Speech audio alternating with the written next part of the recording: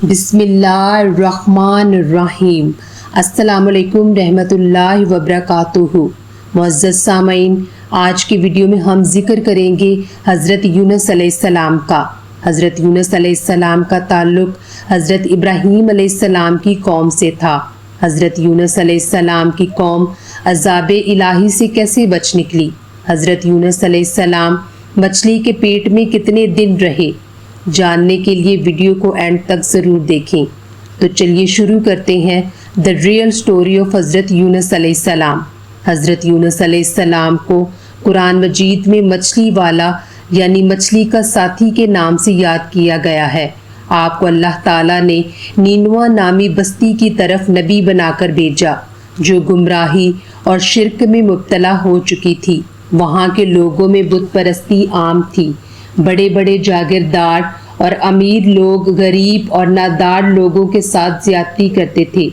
लोग दुनियावी जिंदगी में मशगूल होकर आखिरत को भूल चुके थे। ये बस्ती आज के इराक के शहर मसूल के करीब वाक़या थी। यूनुस अलैहिस्सलाम ने अल्लाह के हुक्म से अपनी कौम को दावत तौहीद देना शुरू की। आपने कहा, अल्लाह एक है, वही तुम्हारा खालिक व मालिक है, इसके सिवा कोई इबादत के लायक नहीं।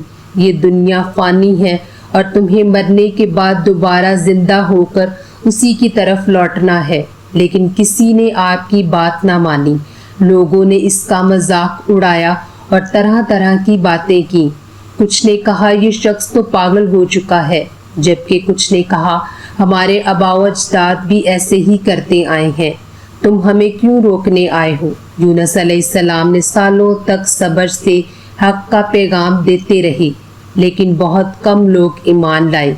यूनुस अलैहिस्सलाम बार बार तकरीबन 33 साल तक अपनी कौम को समझाते रहे और अल्लाह की तरफ बुलाते रहे, मगर लोगों ने आपकी बात ना मानी और अपनी हठ धर्मी पर कायम रहे। फिर आखिरकार हज़रत यूनुस अलैहिस्सलाम ने तंग आकर अपनी कौम से फरमाया, अगर तुम बाज ना आए तो 3 दिन बाद अल्लाह का अजाब तुम पर नाजिल होगा। फिर आप गुस्से से अल्लाह के हुक्म का इंतज़ार किए बगैर कौम को छोड़कर इस बस्ती से निकल गए। ये वो खता थी जो हज़रत यूनुस अलैहिस्सलाम ने की, क्योंकि किसी भी नबी को अल्लाह के हुक्म के बगैर अपनी कौम को छोड़ने की इजाज़त नहीं होती।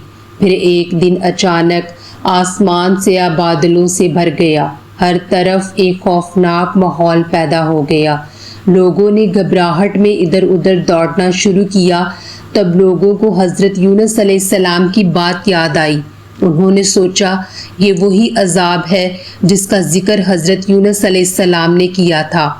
लोग समझ गए ये सब कुछ हज़रत यूनुस अलैहिस्सलाम की नाफरमानी की वजह से हो रहा है। जो लोग पहले गुरूर करते थे और हज़रत यूनुस अलैहिस्सलाम की बातों का मजाक उड़ाते थे, अब उन्हें नदामत और शर्मिंदगी का सामना था। अब वही लोग खुले आसमान तले हाथ उठाए अजाब से निजात की दुआएं कर रहे थे। कौम के तमाम बुजुर्ग, औरतें, बच्चे सब खुले मैदान में निकल आए। सब ने सच्चे दिल से अल्लाह से माफ़ी मांगी और तौबा की।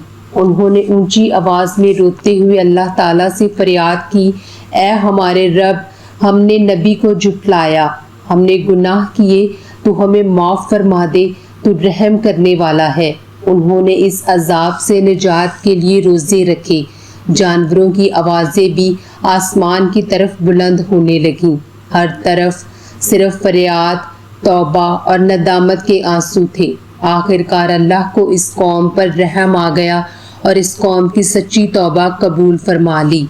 फिर आसमान से बादल झटने लगे, बिजलियां थमने लगीं और अजाब टल गया। कुरान में अल्लाह ताला ने फरमाया, फिर वो लोग ईमान ले आए, बस हमने उनको एक वक्त तक जिंदगी दी। ये वो वाहिद कौम है जिस पर अजाब का फैसला हो चुका था, लेकिन इनकी सच्ची तौबा ने अजाब को टाल दिया। दूसरी तरफ हज़रत यूनुस अलैहिस्सलाम गुस्से में बस्ती से निकले तो मुसलसल चलते रहे, यहाँ तक कि एक साहली मुकाम पर पहुँचे। वहाँ एक कश्ती तैयार खड़ी थी जिसमें लोग सवार हो रहे थे ताकि समंदर का सफ़र कर सकें। हज़रत यूनुस अलैहिस्सलाम भी इन लोगों के साथ कश्ती में सवार हो गए। رات کا وقت تھا اور سمندر بھی پرامن تھا، لیکن حضرت یونس علیہ السلام کے دل میں بے چینی تھی، کیونکہ وہ غصے میں اللہ کے حکم کے بغیر بستی چھوڑ آئے تھے۔ وہ دل ہی دل میں سوچتے رہے کہ شاید میں نے جلد بازی کی، لیکن وقت گزر چکا تھا۔ کشتی نے اپنا سفر شروع کیا۔ کچھ ہی دیر گزری تھی کہ سمندر میں ہلچل مچنے لگی۔ سمندر کے اندر ایک خوفناک طوفان برپا ہو گیا۔ کشتی لہروں کے درمیان ڈوڑنے لگی۔ لوگ خوف زدہ ہو گئے۔ کشتی میں سوار لوگوں کا ماننا تھا کہ یہ طوفان کشتی میں موجود کسی گنہگار کی وجہ سے آیا ہے۔ لوگوں نے کشتی کا وزن کم کرنے کے لیے کچھ سامان سمندر میں پھینکا، لیکن وزن کم نہ ہوا۔ اس زمانے کی روایت کے مطابق جب کشتی طوفان میں پھنس جائے اور وزن زیادہ ہو تو قرعہ اندازی کی جاتی تھی، تاکہ ایک شخص کو سمندر میں ڈال کر باقی لوگوں کو بچایا جا سکے اور کسی کے ساتھ زیادتی نہ ہو۔ کشتی والوں نے 3 بار قرعہ اندازی کی۔ پہلی بار قرعہ حضرت یونس علیہ السلام کے نام نکلا۔ لوگوں کو یہ دیکھ کر بہت حیرت ہوئی۔ وہ کہنے لگے، وہ نبی ہیں، پرہیزگار ہیں، ایسا کیسے ہو سکتا ہے؟ انہوں نے دوبارہ قرعہ اندازی کی، لیکن پھر بھی حضرت یونس علیہ السلام کا نام نکلا۔ تیسری بار بھی نام وہی تھا۔ حضرت یونس علیہ السلام جان گئے کہ یہ اللہ کی طرف سے آزمائش ہے۔ وہ بغیر کسی ہچکچاہٹ کے کھڑے ہوئے اور اللہ پر بھروسہ کرتے ہوئے خود کو سمندر میں ڈال دیا۔ حضرت یونس علیہ السلام جب سمندر میں کودے تو چاروں طرف اندھیرا ہی اندھیرا تھا۔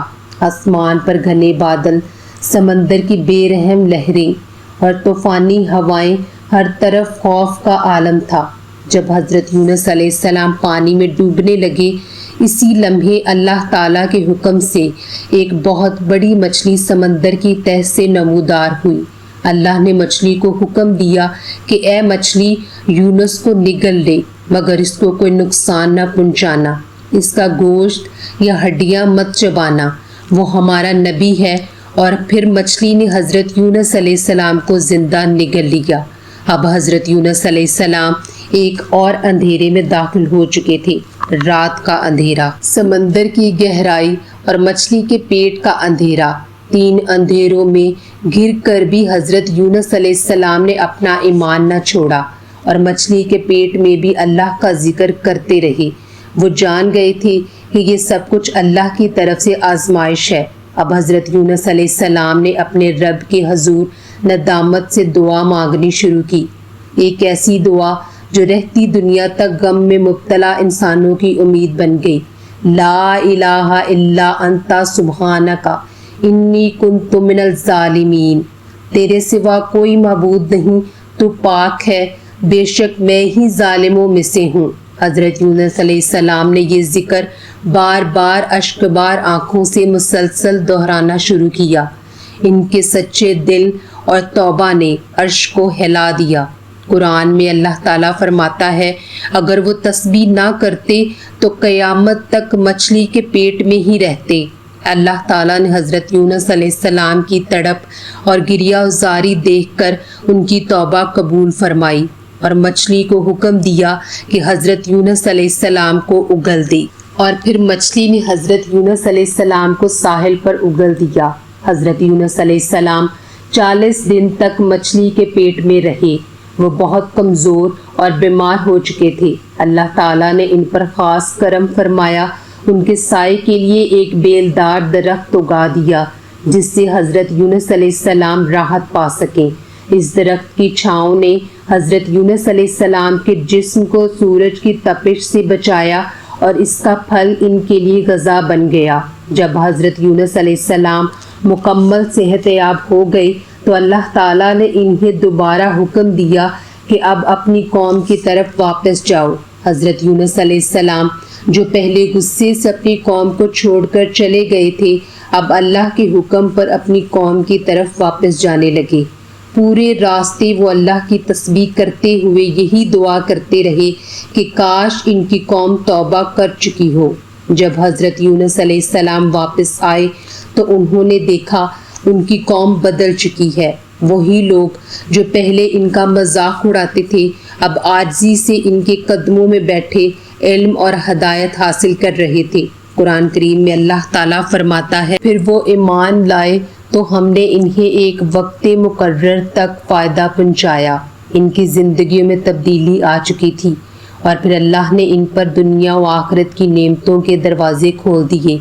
تو معزز سامعین، یہ تھی حضرت یونس علیہ السلام کی کہانی، جنہوں نے مچھلی کے پیٹ میں بھی اپنا ایمان قائم رکھا اور اللہ سے توبہ کرتے رہے۔ حضرت یونس علیہ السلام کی کہانی سے ہمیں یہ سبق ملتا ہے کہ ہمیں اپنی زندگیوں میں کبھی بھی اللہ کی رحمت سے مایوس اور نا امید نہیں ہونا چاہیے۔ معزز سامعین، ویڈیو اچھی لگی ہو تو پلیز دوسروں کے ساتھ شیئر ضرور کریں، اور ایسی مزید ایمان افروز ویڈیوز دیکھنے کے لیے پلیز میرے چینل کو سبسکرائب کر لیجئے۔ نیکسٹ آپ کس پروفٹ کی سٹوری سننا چاہتے ہیں، پلیز کامنٹ کر کے ضرور بتائیے۔ جزاک اللہ خیر۔